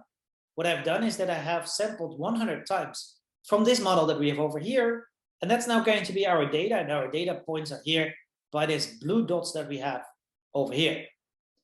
And this is as expected. What we are going to see is that these blue dots are, of course, just equal to the g star function that we have over here for any kind of x, plus some error term, this ui that we have over here, and that's, say, normally distributed. So therefore, they are going to be somewhat around this, well, g star x function that we have over here. And as we see, this is going to be our best predictor. Even though this is the best predictor, we do see that in many cases, we don't predict so well because of the fact that if I'm going to look at, well, only these cases that we have over here, we are almost, well, predicting correctly. But you should realize at the same time that, for example, this thing that we have over here, this point that we have over here, well, that's actually quite far off from the prediction that we make. This is the prediction that we make at the moment that we use g star x as our prediction function. And this is, in fact, the outcome that we're going to get. Well, that is actually quite a difference. And the question, of course, arises, why can't we do a little bit better than this optimal g star that we have over here? Why can't we construct a, say, prediction function that is even doing better than this, say, orange curve that we have over here. Well, the reason for that is that you should realize that there is a difference between model fit, trying to fit the, say, model based on the data that we have at hand, and getting a good prediction. Predictions usually are not based on what we already have, but they are based on the future. That's also what we are going to do at the moment that we're going to predict the weather. At the moment that I would like to predict the weather, the one thing that I could do, of course, is that I could just look a couple of days back. What I could do is that I could look a couple of days back, and then if I'm going to see that at that particular day it was raining, then I can say like, well, I predict that, well, a couple of days back it was actually raining. But that's not something that will impress a lot of people, because of the fact that that is not usually what we like to do at the moment that we would like to make predictions. What is better to do at the moment that we make a prediction is to say something about the future. So it will be much nicer to know what is going to be the weather, not a couple of days back, but for example, tomorrow or next week. And that's what people do at the moment that they're going to predict the weather. And that's also what we have to do over here. Of course, we can use the training sample in order to get a good prediction. But what we want to do in the end is to predict the future. We want to predict, actually, suppose that we are going to get more data over here. We're going to get more data, but only data with respect to the x's. We don't know what the y's are. But then what we want to do is that based on these x's that come into us, we want to make a prediction with respect to the y's. And then, for example, suppose that we are going to have an x in the future that is almost identical to this x that we have over here for this point that we have over there. Well, is it very likely that we're going to get the same outcome? The answer to that is, of course, not, because of the fact that this point is only so high up over here, because of the fact that we had a very high realization of this ui that we have over there. But in the future, it may be the case that the, say, next value of x that is going to be very close to this one will be much lower with respect to ui. So it will be somewhere over here, but might even be at the other side of this best predictor that we had over there. So therefore, we should realize that even though we can get a better fit than this orange curve that we have over here, the orange curve still is the best predictor, because of the fact that even though, well, it might not get the best fit, it is going to be giving us the best predictions for the future. Well, that is a thing that we have to get in, what we have to have in mind at the moment that we are going to look at prediction functions. So we can construct ourselves prediction functions, of course. We are going to assume that this best predictor is actually unknown, but based on the data that we have at hand, we can try to get prediction functions ourselves. For example, we could use the k nearest neighbor estimator. We can use the k nearest neighbor estimator in order to get ourselves a prediction function. Now, we don't know what to choose for k, but what we can do first is that we could choose k equal to 50. We choose k to be equal to 50, then we get this relationship that we have over here. In order to explain that a little bit better, what we should realize is that if you start here at -1, well, what are then the points which are going to be nearest to this point -1 that we have over here? That's, of course, the lowest point. So therefore, all the 50 points that we have over here that have the lowest x, they're going to be nearest to this point that we have over here. So therefore, what we're going to do is that we're going to take the average over all the points with the lowest x's that we have over here, and then we get this value that we have over there. That's actually also true at the moment that we're going to increase a bit, even up till -0.5. It's still the case that the values with respect to x that are closest to this -0.5 that we have over here are going to be these values that we have over here, the lowest values of x. But as soon as we get higher up here, for example, at 0, we're going to see that some of the points over here are going to be closer in terms of x than the points that we have over there. And then you should realize that we're going to replace in our average these points by these points that we have over here. these are higher, so therefore we're going to increase with these back to our prediction function. We are all the time increasing up to this point that we've over here, and then we take here the highest values with respect to all the x's that we've over there. Well, this is now the k nearest neighbor estimator in the case that k is equal to 50. The question now arises, is this a very good predictor? Well, the answer to that is obviously not. This is not such a great predictor because of the fact that we do see that if we compare this predictor with the best predictor that we can ever have, well, there's a big difference here at the bottom, and there's also a very big difference here at the top, and even here in the middle we don't do so well. So the question arises, how can we do better? Well, making k even larger is maybe not such a great idea. Maybe it would be better to reduce k, for example, to k equal to 25. Well, then we immediately see that we do now much better with respect to our prediction function, our green prediction function that is over here, because of the fact that we immediately see that now this green prediction function is going to be much closer to the optimal predictor than as what we had before. So therefore, we can be now quite enthusiastic and say like, well, what we can do is that we can even reduce k even further, say to k equal to 10. Then we get, I would say, an even better, say, curve over here, even though, of course, the difference between k equal to 25 and k equal to 10 is much smaller than what we had before with respect to k equal to 50. But still, we seem to be doing much better, especially here at the top. Well, that brings us to a situation in which we are going to even reduce k even further. Suppose that we are going to look now at k equal to 5. Well, this case becomes a little bit more difficult. It becomes now a little bit more difficult to know whether this k equal to 5 is actually better than this k equal to 10. Both of them are already quite close to the optimal predictor that we've over here. Maybe k equal to 5 is even a little bit better at some places, but we also see something that is going to happen right now, and that is that this, well, curve now looks a little bit more, I would say, erratic. It goes up and down all the time, whereas this one is much smoother. Well, then we could even go to k equal to 2. Well, then it becomes immediately clear that k equal to 2 is not such a great predictor anymore. And the reason behind that is because of the fact that even though we are still quite close to, say, this optimal predictor in general, the problem that arises right now is that we are going up and down all the time. We have a very erratic behavior, and therefore at times we can be quite far off from the best predictor. For example, over here, for example, over there, but also over here. So this is not such a great predictor anymore. And it becomes even worse at the moment that k becomes equal to 1, because of the fact that then we go up and down all the time, and in general we are quite far off from the best predictor. Still, we have more or less the same shape, but this doesn't look that great at all.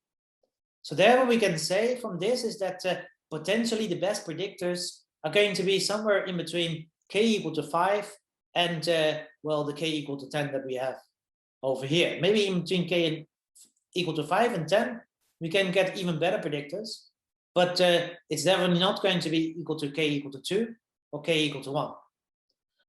But now a very interesting thing arises at the moment that we are going to look at the training risk. Remember that we started before this example by the discussion of the training risk. That was this estimator that we have here at the right hand side.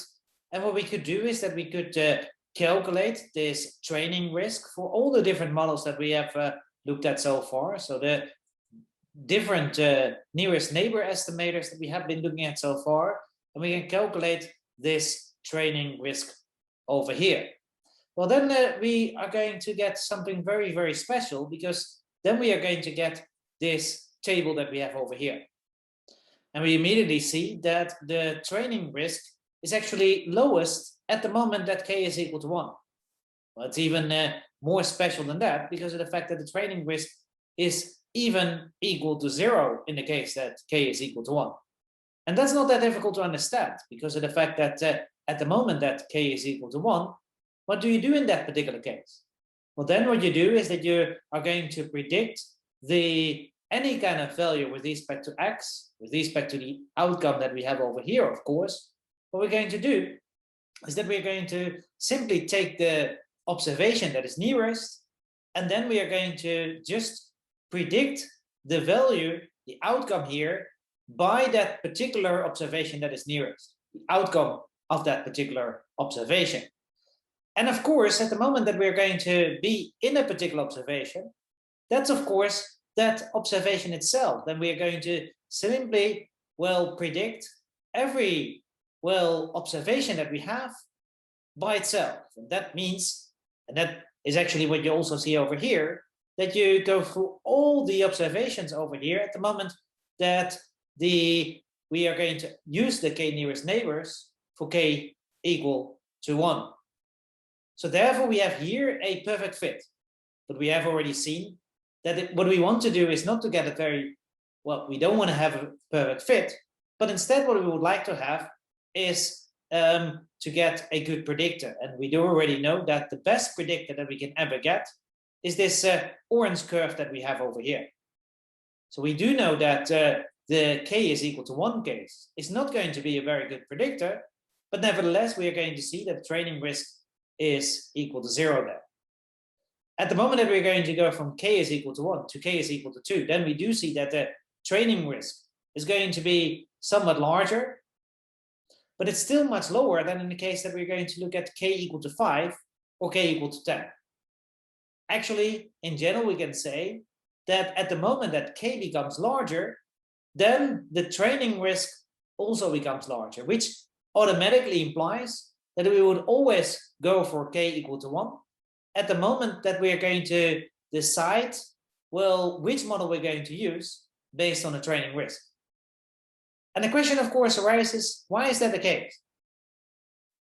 Well, that's of course the case because of the fact that at the moment that you're going to use a model in which k is very small, well, then it's much easier to predict or get a good fit than at the moment that k is going to be much larger. I already explained that if k is equal to 1, then at that moment in time, we get always a perfect fit. But even in the case that k is equal to 2, then it is still possible to get very close to all the data points that we have over here.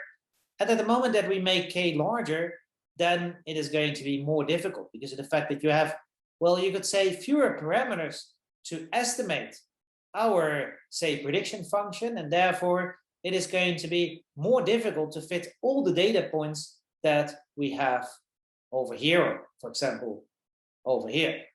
It is true for k is equal to 5, well, it becomes even more true for the moment that we have k equal to 10. So that is the reason why we are going to see that the training risk is going to increase with the, say, k that we have over here. At the moment that k becomes larger, it's going to be more difficult to fit actually the data that we have at hand. But as we have already seen, what we want to do is not so much to get a perfect fit or to get a very good fit as we, for example, have over here. But what we want to do is that we want to get a good prediction. And we do already know that even though this model over here has a very good fit, it doesn't predict so well because of the fact that what we want to do is that we don't want to make predictions with respect to the data that we already know of. But we would like to do that also for, say, potential future data sets. I already said that at the moment that we're going to look at this point over here, this may be well predicted for this particular data set that we already know, but it's not going to be so well for any future, say, data set that we're going to get, any future, well, realizations of X that we're going to get over here. And that's actually what we would want to do. So the question now arises, what would we do in this particular case? Well, the best thing that we can do is not to use the training risk or the training sample in order to make a choice with respect to the model that we're going to use, but instead it is much better to evaluate, say, how good our model is in terms of prediction by looking at a new sample. Well, that we can do, and that is usually in machine learning called a test sample. At the moment that we're going to use a new sample, a new data set, in order to evaluate how well we actually predict, then we usually call this the test sample. And at the moment that we're going to calculate the risk based on the test sample, then we usually talk about the test risk. What is a test risk? Well, that's really relatively simple to explain, because of the fact that that's exactly the same thing as what we have here, the right-hand side, but not for the training sample, but now for the test sample. So therefore, what we can do now is that we can now, based on a new, say, sample, we could calculate this thing that we have over here. What does that mean? Well, that means that what we're going to do in our example is that we're going to calculate first the predictor, the prediction function, well, based on the training sample. So we're going to calculate this one for k is equal to 50. We're going to calculate this one for k equal to 25, and this one for k equal to 10, this one for k equal to 5, and this one for k equal to 2, and this one for k equal to 1. And then what we're going to do is that we're not going to change these, say, prediction functions anymore, but then what we're going to do is that we're going to evaluate how well these different prediction functions, these different green lines, perform based on a new sample, which is going to be the test sample. We're going to, well, decide which one we are going to use based on the so-called test risk. Now, what you can do in computer simulations, and computer simulations, of course, very simple. What we could just do is to do another computer simulation in order to generate the test sample. So that's the thing that we could well, eventually do in this particular case. And well, then we could, of course, use exactly the same size as what we had before with respect to the training sample, but that's not necessary. We can use any kind of size. And what I do over here is that I'm going to use, in this case, 10,000 different observations. And the reason why I'm going to do that is because of the fact that then in that particular case, going back to this slide that we have over here, then in that particular case, we should realize that this estimator that we have here, the right-hand side, that we use as a test sample with a size equal to 10,000, well, then this thing that we have over here is going to be already quite close to that thing that we have over there. Remember that this thing that we have here, the right-hand side, is a consistent estimator of this theoretical risk that we have over here at the right-hand side. So therefore, using a very large, say, sample gives us more or less the theoretical risk. And that is actually what we wanted to have. So I don't want to be now too much dependent on the sample, the test sample that I'm going to use. And therefore, I'm going to use a much bigger sample over here. And that's, of course, not that difficult at the moment that we are going to have a computer simulation. Well, then we get a completely different story. Here we have a picture on which I have, on the x-axis, I have the different values of k. So these are the nearest neighbor estimators. They are starting with k equal to 1 up till k equal to 50. And on the y-axis, we have either the training risk or the test risk. Well, let's first look at the estimated training risk. Well, that is this curve that we have over here. And as we already have seen, at the moment that k is equal to 1, then this training risk is equal to 0.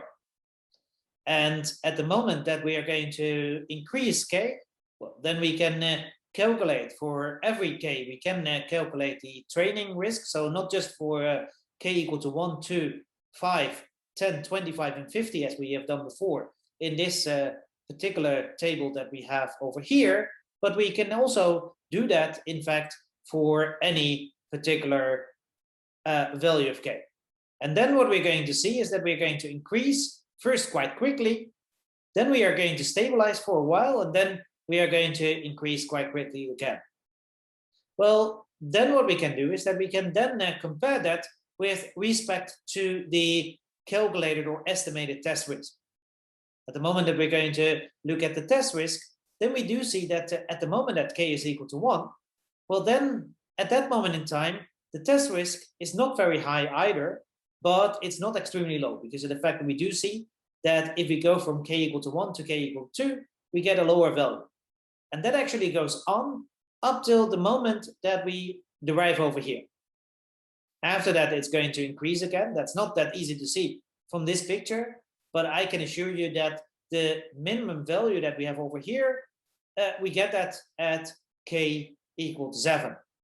And then at that moment in time, well, the test risk is going to increase again. First, it doesn't increase that much, but after 20 to 25, it again is going to increase quite quickly. So that means that, well, we are going to see that based on the test risk that we have over here, that it is not the case that k equal to 1, by definition, is always going to be the best performing model. We actually do see, as already said, that at the moment that k is equal to 7, then we actually get the best performing model. So we could use now the test risk, or maybe better to say the test sample, in order to make a choice with respect to the model to do the so-called model selection. Well, you should actually realize that in that particular situation, we're not going to call this any longer the test sample, because the test sample we only use in order to evaluate the quality of the fit. At the moment that we are going to use a data sample in order to, well, do the model selection, then we usually call it the validation sample. And that means that in machine learning, we can generally say that there are 3 different samples. First of all, we are going to have the training sample that is going to be used to estimate the model parameters, like we usually do in econometrics. Then, in addition to that, we do have the validation sample, and that validation sample is used to choose the best fitting model. And then finally, we have the test sample, and the test sample, as I already said, is used to evaluate the quality of the fit. Now, we should realize, of course, that this can be done quite easily at the moment that we do computer simulations, because it's always possible to, well, sample a training sample to do the same thing with respect to the validation sample, as well as with respect to the test sample. But the question, of course, arises now, how do we do that at the moment that we have real data? Because typically, in the case that we have real data, then we only have one particular data set. It's usually not the case that we have 3 different data sets. But that is, of course, not completely true, because of the fact that what we can still do is that we can actually sample from our data set. What we can do is that we can, for example, at the moment that we would like to get a training sample, a validation sample, and a test sample, and suppose that we have 10,000 observations, then what we could do is that we could, well, sample from the total data set of 10,000 observations. We could, for example, sample 3,334 observations, well, without replacement, in order to get the training sample. Then we can do, well, the same, but then we are going to get 3,333 observations for the validation sample. And then, of course, we still have some, say, observations left in our total data set, and that we are going to use for the test sample. Whether it is always good to use 1/3, 1/3, 1/3, well, that I cannot say right now, but it is possible, of course, to get different samples from your whole data set that we have over here. Well, this will, in general, work fine at the moment that we do have large data sets. But the question now, of course, arises, what at the moment that we do not have that many observations? At the moment that we, for example, do not have 10,000 observations, but only 100 observations, then the question arises, what can we do in that particular case? Of course, we can do exactly the same thing, but then we will not get 3,000 or over 3,000 observations, but we will only have 34 observations then in order to do the training sample. That means that we have to, well, estimate the model parameters only based on 34 observations. Well, that will not work so well. So the question arises, what are we going to do at the moment that we have a small sample? Well, then what we could do in general is that we could use the training data set in order to do the validation of the model, in order to choose the best fitting model. But we do already know that using the training risk is not such a great idea. However, we still have 2 other possibilities. First of all, we have the possibility of the estimation of the in-sample risk. I'm not going to say too much about that. That's well described in the book. And actually the next topic that we're going to get to is related to that. But what I'm going to discuss right now is the second possibility, and that's the, well, in practical situations, the thing that is often used, and that is cross-validation. As I already said, cross-validation is actually nothing else as a technique in order to use the training sample in order to, well, do the validation of the model. But we do already know that we cannot use the training risk for that. But what we're going to do is that we're going to divide the training sample into capital F faults of equal size. What does it mean? Well, suppose that we have only 100 observations. Then what we could do is to divide the training sample into 10 different faults. What does that mean? Well, that means that we're going to, first of all, well, sample from these 100 observations. We're going to sample 10 different observations without replacement. That is then going to be the first fault. Then next to that, we can sample another time 10 observations in order to get the second fault, and we are going to do that up till the 10th fault. Then we have 10 different faults of equal size. Well, then what we're going to do then next is that we're going to use, well, we're going to try to predict the so-called F fault. Now, small f that we have over here, f now runs from 1 till capital F. We're now going to try to predict the F fault by the remaining observations that we have in our data set. So in our particular case, that means that we are first of all going to look at the very first fault. These are observations 1 till 10, and we're going to try to predict them by the remaining 90 observations that we have. This is quite different from what we have done so far, because so far we have been using the whole training data set in order to predict, in a sense, all observations. And then what we're going to get is this problem with respect to the training risk, that we already try to minimize the training risk at the moment that we are going to estimate our model parameters. But that we cannot do if we, of course, leave these 10 observations that we want to predict, if we leave them completely out of the, say, at the moment that we're going to do the prediction, at the moment that we're going to derive our prediction function, at the moment that we're going to estimate our model parameters. So therefore, we are going to predict the very first 10 observations by the remaining observations that we have over here. Well, then what we can do is then we can compare our predictions based, of course, on the prediction function that we got from the remaining observations. We can compare them with the actual outcomes in the first fault. Then we can square them and add them up and divide by 10 in our case. And then we are going to get something that we can also see as a risk. It's only based on 10 observations, but it can be seen as an estimator, again, of the theoretical risk. Well, then what we can do is that we can do exactly the same with the remaining faults that we have. So we can do that for the second fault. Then we're going to have observations 11 up to 20. And we're going to also predict these observations by the remaining observations that we have. And then what we can do, again, is calculate the risk based on that. And we can, of course, do that not just with the second one, we can also do that with the third one, and etc. And then what we can do is that we then have, of course, 10 different estimations of the risk. And the total risk can now be calculated by taking the average of these different estimated risks from the different faults.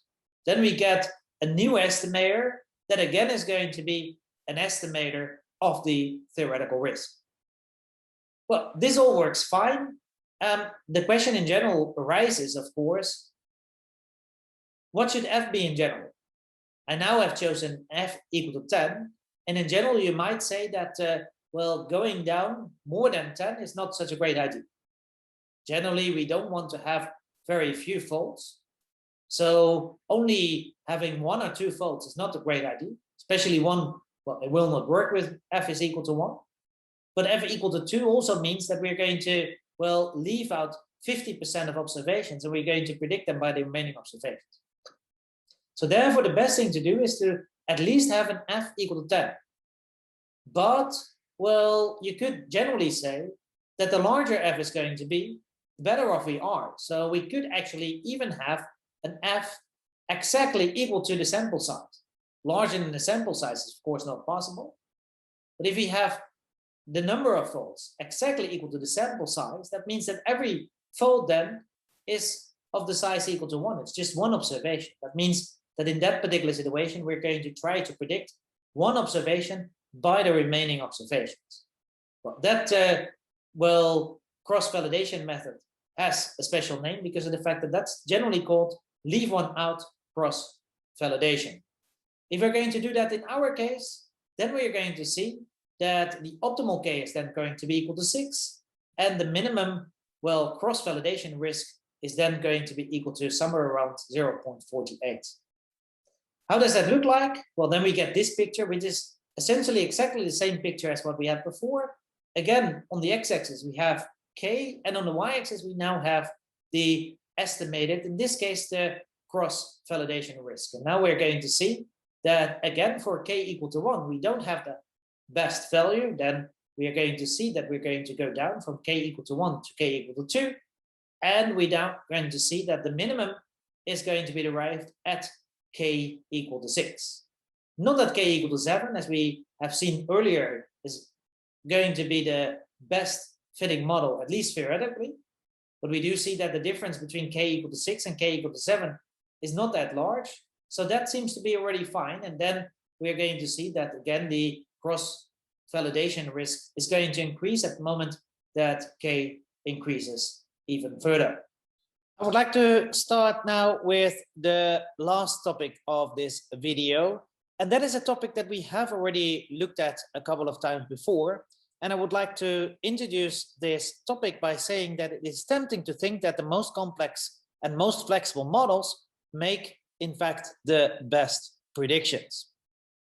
But we should realize that this is not only relevant at the moment that we're going to look at machine learning, but even for an econometrician, this is relevant because of the fact that also we as econometricians sometimes have the idea that our most complex, our most flexible models are also going to be our best models.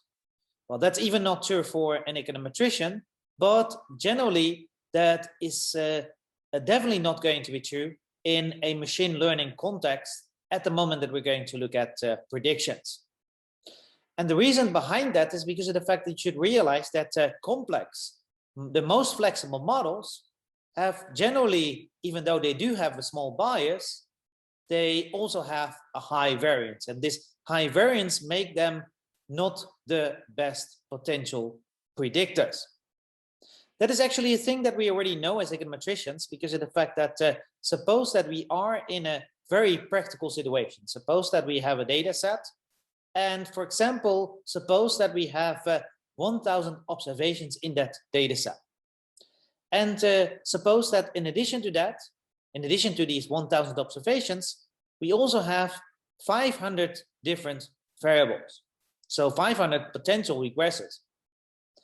Then one of the things that we could do in that particular case is to say like, well, we would like to reduce the risk of having an admitted variable bias. And therefore, what we could do is that we could just simply, include all these 500 different regressors. Then at least the likelihood of having a admitted variable bias is going to be reduced. But we do already know that that will not give us a very good regression. The results will generally not be very great because of the fact that if you have so many regressors with only 1,000 observations, well, then generally you're going to have a very high variance of their estimated coefficients. And in addition to that, the t-values will be very, very low. Well, in order to, explain this a little bit better, what we can do is that we can look here at the quadratic loss function. And what I'm going to do is that I'm going to look at the following model. Suppose that we have yi is equal to g star xi plus ui. And among the assumptions that we're going to make with respect to this model is that we are going to assume that u and x, they are going to be uncorrelated with each other. And in addition to that, I'm going to use the following notation. I'm going to denote the variance of this ui that we've over here by sigma squared ux that we have over there. Then first of all, what we can do is that we can look at the so-called mean squared error conditional on x equal to x. That is this thing that we have here at the left-hand side. It looks a lot like the theoretical risk that we have introduced before, because of the fact that at the moment that we have the quadratic loss function, then this is going to be our theoretical risk for any kind of estimated g function that we have over here. It looks a lot like this one that we have over here, but it's not exactly the same. And the reason behind that is because of the fact that here we condition on the values of x equal to this little x that we've over here. So here we only look at those observations for which x are equal to little x. Whereas here, what we're going to do is that we're going to look at all the different observations that we have in our population. So that makes a difference. But let's first look at this thing that we've here at the left-hand side. And then what we're going to do is that we're going to look at the relationship with respect to this thing at the left-hand side with the risk that we have over there. Well, the first thing that we can do is that we can rewrite this thing a little bit. What I'm going to do here is that I'm going to, well, within the parentheses that we have over here, I'm going to subtract and I'm going to add this g star x function that we've over here. We have no idea how it looks like in general, but what we would like to do is that we would just like to subtract and add this. And the reason why I'm going to do that is quite the same as what we have seen before in the proof. And that is that now what we have over here is that we have two terms, this term and that term, and we have a square over there. So this is a quadratic term. So therefore what we can do is that we can solve that. Well, again, that is high school mathematics. Then what we're going to get is this term squared plus that term squared plus 2 times this term multiplied by that term. So then we get these three terms, these three means that we have over here, because of the fact that I have already realized that, well, a mean of a sum is sum of means. But now what we can do is that we can now first of all focus on this last thing that we have over here. Take into account that what we do over here is that we take here the mean over y, not with respect to x, because of the fact that we condition on x. And that means that this integral that we have over here, or this mean that we have over here, is only with respect to y. And that means that this g star x minus g hat x, well, it's actually constant with respect to y, so therefore it can be taken out of mean. That's the first thing that I'm going to do. I'm simply going to place it over here. Take into account, by the way, that I still have to take a mean over here. And that's because of the fact that this is an estimator. So therefore it's a stochastic variable. And we should realize that because of the fact that this thing that we have here, the left-hand side, is non-stochastic, that means, of course, still that we're going to have to take the mean over here. But that's with respect to, in fact, the whole data set that we have, because of the fact that this g hat depends on our whole data set. So then what we're going to get is this thing that we have over here. Well, then I can rewrite this mean that we have over here. This is a mean of a difference. That's a difference of means. So therefore we get these two means that we have over here. We get the mean of y conditional x equal to x minus g star x. But it's not that difficult to see that based on this assumption that we've made over here, that the mean of y conditional on x equal to x is actually also equal to g star x. So therefore this difference that we have here between parentheses is exactly equal to 0. Now let me focus on the first term that we have over here. Well, this term that we have over here within parentheses is of course nothing else as u, because of the fact that what I can do is in this model that I have over here, I can bring g star x to the left hand side, and then I get u is equal to y minus g star x. And that's exactly what we have over here, of course, conditional on large x equal to small x. So therefore, this thing that we have over here is simply equal to u. And therefore, what we're going to get over here is simply u squared. So therefore, what we're going to get is the mean of u squared conditional on x equal to x. What is this thing that we have over here? Well, that's actually nothing else as the variance of that u that we have over there.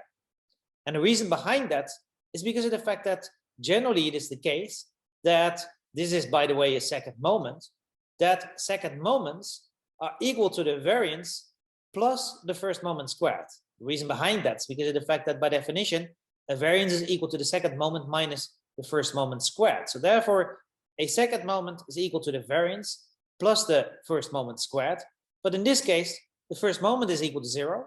So therefore, the variance and the second moment, they are equal to each other. So therefore, this is also equal to the variance. And we have used this notation over here.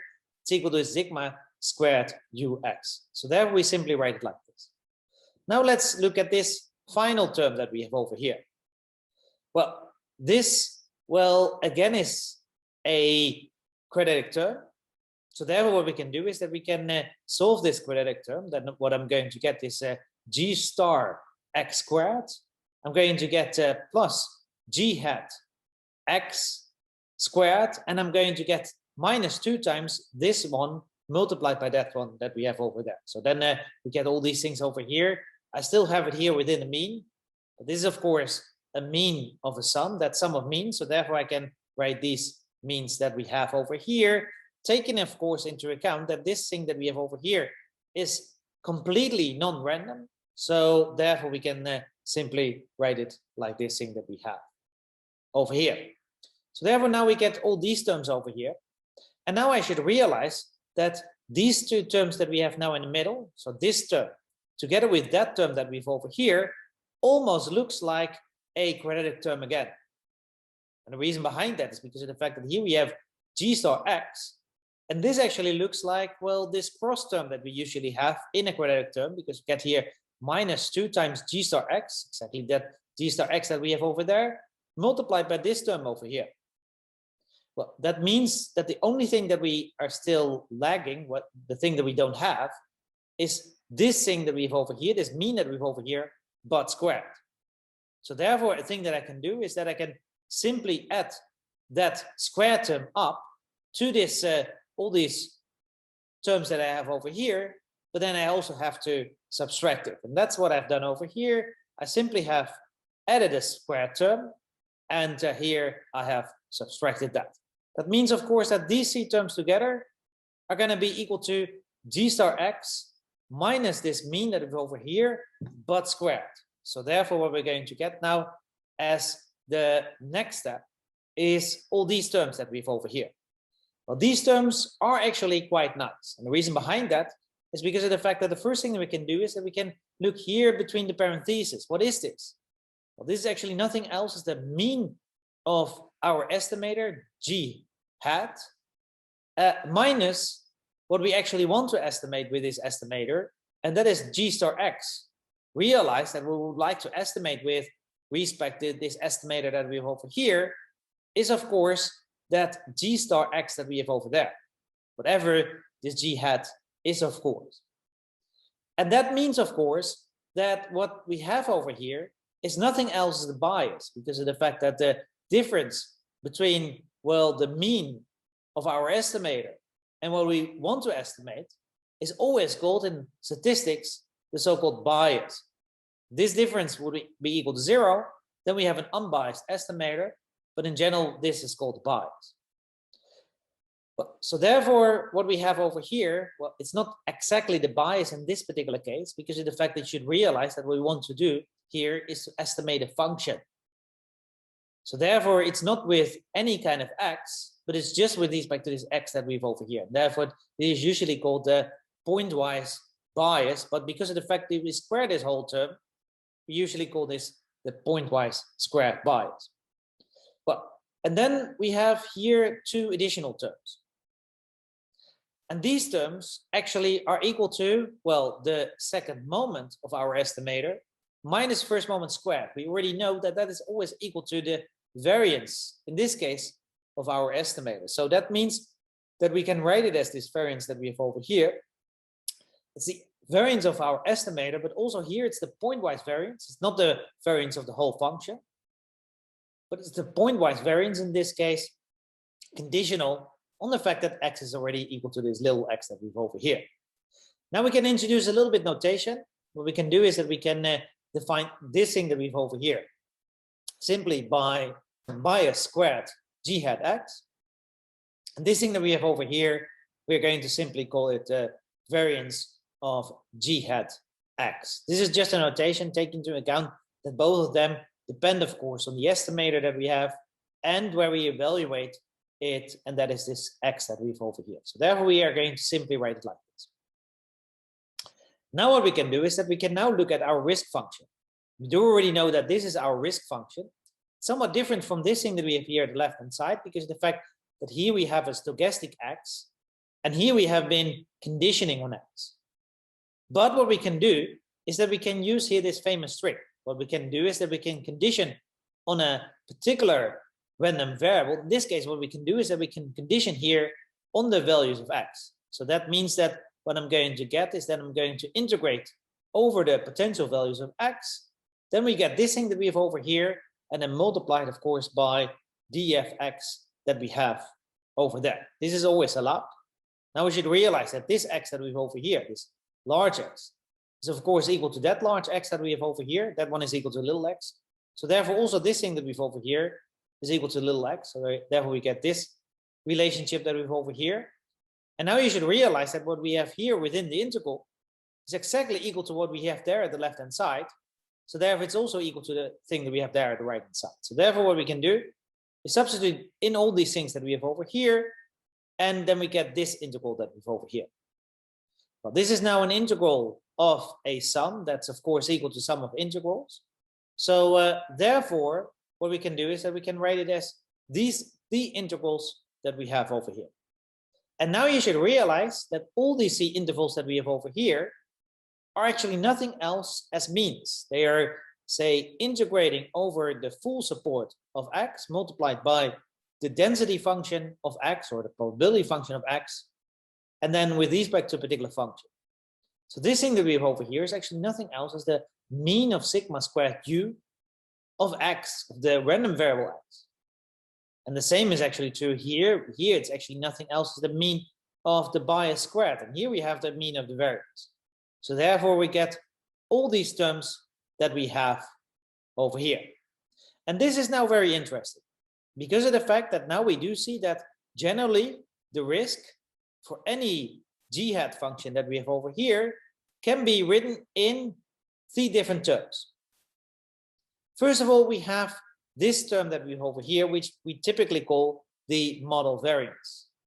In machine learning, we usually call this the so-called irreducible risk. It's the risk that you cannot do anything about.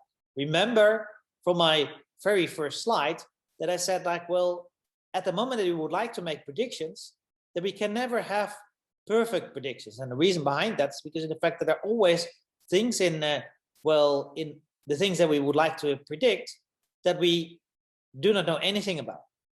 In this model, that is this UI that we've over here, the error term, we have no idea what the error term is, or at least what the realizations of the error terms are. And therefore, we should realize that that is a part that we cannot take into account in our predictions. And that is related to this irreducible risk that we have over here. There is some variation with respect to the thing that we want to predict that we have no information about. And that's this irreducible risk that we have over here. That means that it's never possible to get a risk which is going to be lower than this irreducible risk that we have over here. In the example that we have looked at so far, we do know that the model variance was equal to 0.25. So that means that it's impossible to get any kind of predictor that is going to give us a risk which is going to be lower than 0.25. If you would ever get in this particular example a, say, nest or a predictor that is going to give you a risk that is lower than this 0.25, well, then you must have made somewhere a mistake. You should realize that this best predictor that we have looked at before actually does have this risk over here. But in general, we do have 2 additional terms. That's first of all, the bias squared, or the mean bias squared, as we have it over here. For unbiased estimators, this part that we have over here is always equal to 0. But in general, at the moment that you have a biased estimator, we do see that whatever the bias is going to be negative or positive, we're going to see that this is going to increase the risk that we've over here. So the larger your bias is with respect to your estimator, the worse are going to be your predictors. And then finally, what we are going to have is the variance of the estimator. That's this part that we have over here. This is now the variance of the estimator. And here we can say the same. Well, the variance is always going to be positive, of course. And again, what we can say is that, well, at the moment that the variance of our estimator, of our predictor is going to be higher, then the risk is going to be larger. And that means, of course, that we are going to have worse predictors. This means, of course, nothing else as that at the moment that we would like to get a good predictor, we should try to get both the bias and the variance as small as possible. Well, that sounds very easy, but in reality, you should realize that it is in general the case that, well, at the moment that we're going to look at a model that has a very small bias, those models typically have very high variances. And the other way around, at the moment that we have a, say, model that has a very low variance, that typically has a very high bias. And that can be best explained at the moment that we're going to look at the k-nearest neighbor estimator. Suppose that we are going to use the k-nearest neighbor estimator, and suppose that what we want to have is a low variance. Well, then the best thing to do is to base your estimator, your predictions, on many, many observations. And that means, of course, that what we're going to do is that we're going to have k large. If we go back to the example that we have seen before, if we would like to make predictions of house prices of flats that are exactly 800 square feet, well, then what we could do is that we could simply say like, well, then we're going to include a very long range with respect to the square feet. So we could start at 500 and we go as high as 1100 square feet. Then what we're going to have is that we are going to have our prediction being based on many, many observations. And that means by definition that actually our variance is going to be small. But the bias in this case is going to be enormous because of the fact that what we do is that we're going to include almost any kind of flat. Most flats are in between 500 and 1100 square feet. So therefore we are going to include many, many flats which are not at all comparable to a flat that has 800 square feet. So therefore you should realize that the bias in this case is going to be enormous, although the variance is going to be extremely small. However, what we could do as well is that we could say like, well, now we would like to have a very small bias. That means that what I'm going to do is that I'm going to, well, reduce my interval. What I could do is that instead of looking at all the flats in between 500 and 1100 square feet, what I could do is that I could only look at those houses that are, say, in between 799 and 801 square feet. Well, then in that particular situation, I will get, well, a very unbiased estimator, or at least, I'm going to get an estimator that's going to have a very low bias, but the variance in this case is going to be enormous because of the fact that if I use any observation at all, the number of observations I'm going to use is going to be very, very small. So that means that at the moment we would like to get a good predictor, what we should do in general is to try to balance the bias and the variance.